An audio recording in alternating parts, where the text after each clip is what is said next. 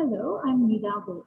Today, I'm not going to talk to you as a 19-year-old experienced teacher gaining a master's degree in inclusive education and development. I just want to share our own story to inspire some of you.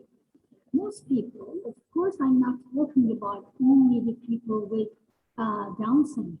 Most people have difficulties expressing themselves through spoken language. Sometimes expressing themselves by talking or writing can be so challenging.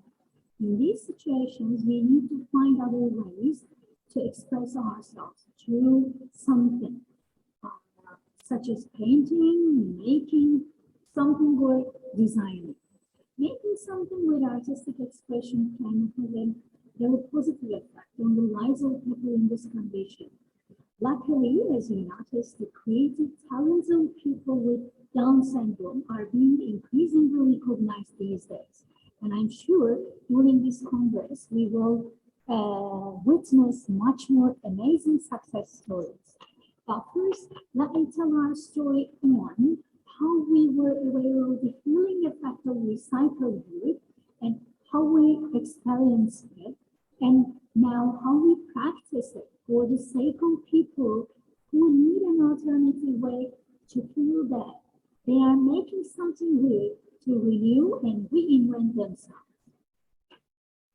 Let's start why we chose recycled or reclaimed wood. As most of you know, reclaimed wood that has been used before in another capacity. Most of them are old, discolored due to the weather conditions and scarred.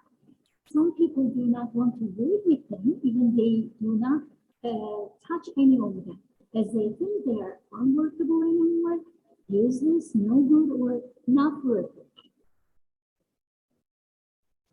Our adventure with reclaimed wood and recycled pellets started in 2016. Normally making something with wood that has already been our hobby since we were young. We always bought different types of wood from timber markets of different countries and made our own unique designs, even our door. But after my husband was hospitalized for 97 days due to an unfortunate and unexpected health issue and several surgeries, following losing his job, having a lack of self-esteem, anxiety attacks, fear, difficulty in socializing with others, even with me and our little son, everything was getting harder for us. During those days, the only thing that we heard from his mind was, "I'm useless, no good anymore, leave me alone." Yes, he felt himself exactly like this reclaimed wood. You may hear a lot of inspirational stories from people, especially from veterans, about how woodworking helped them overcome their psychological and physical challenges, something similar issues. Yes, obviously, woodworking is such an engaging activity that keeps people busy. We totally agree that it's a great effective distraction from negative feelings and thoughts. It occupies the mind completely because it requires attention to details. Yes, our story is so similar, with the only difference because at that time, due to his depression and mood, my husband didn't even want to enter our studio to work with wood. Besides some pills and therapies for his anxiety, depression, and post-traumatic stress disorder, some therapists suggested us working with particularly recycled pellets. At that time, the idea of using recycled pellets was a remarkable way of renewing and reinventing himself. While spending hours with recycled pellets, he was not only transforming those pellets, but also he was transforming his psychology and his life again. Without worrying about ruining them, as he thought that they were already trashed. That's why he was so relaxed, and he spent hours to fix them, to try something on them.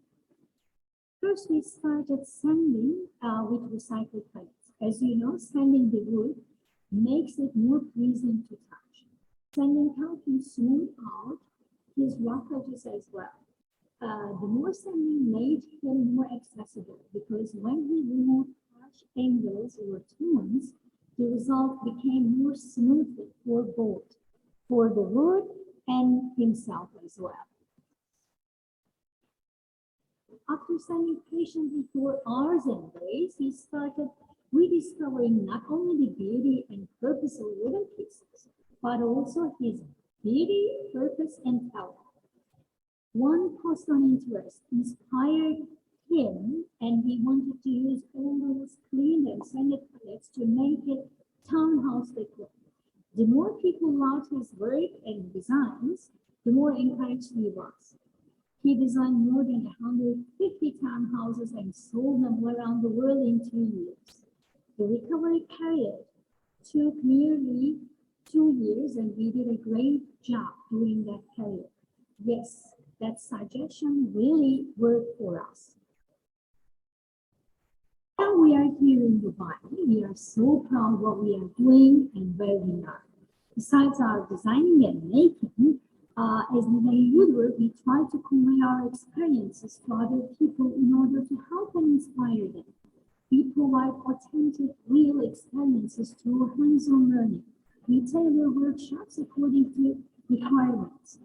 First, we arrange our target group, then we provide our media management, and in the light of the PO model, the person environment equation model, the SMART objectives were formed, and we always plan our workshops using the same template. Our workshops need to be specific.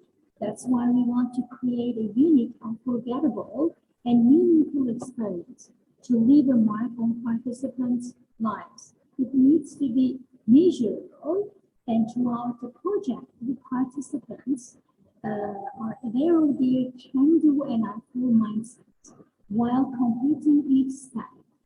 Due to the chosen medium, these workshops are achievable, and working with wood will be easy for the target group to express their imagination and to shape their own world. It needs to be relevant.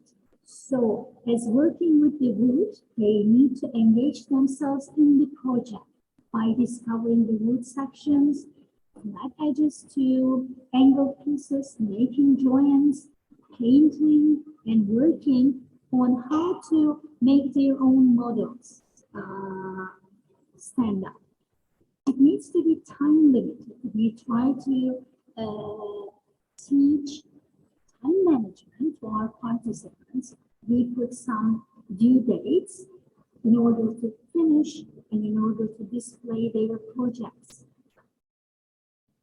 When we look at the learning objectives, we have 3 main objectives. The first one is to provide a suitable, user-friendly environment and to provide a purpose for expressive art and creative design.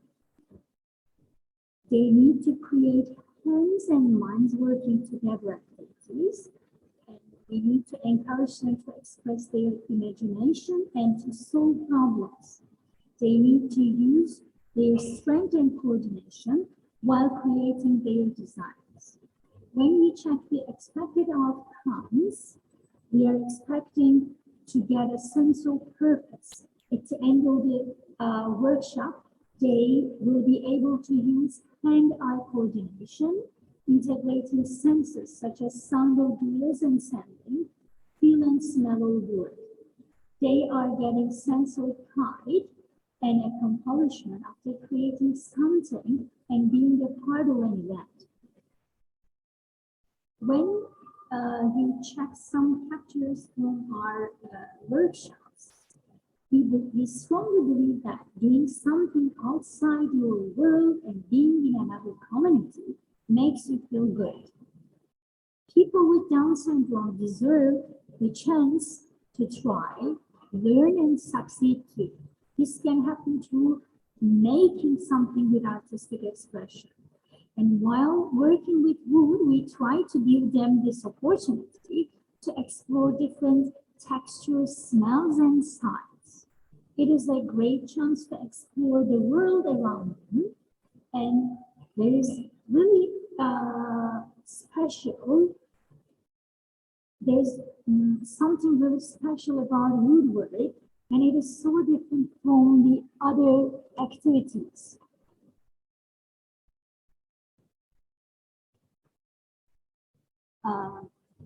They are following, while they are doing something, they are following their own interests and solving their own problems, arranging their own wooden pieces to create their work.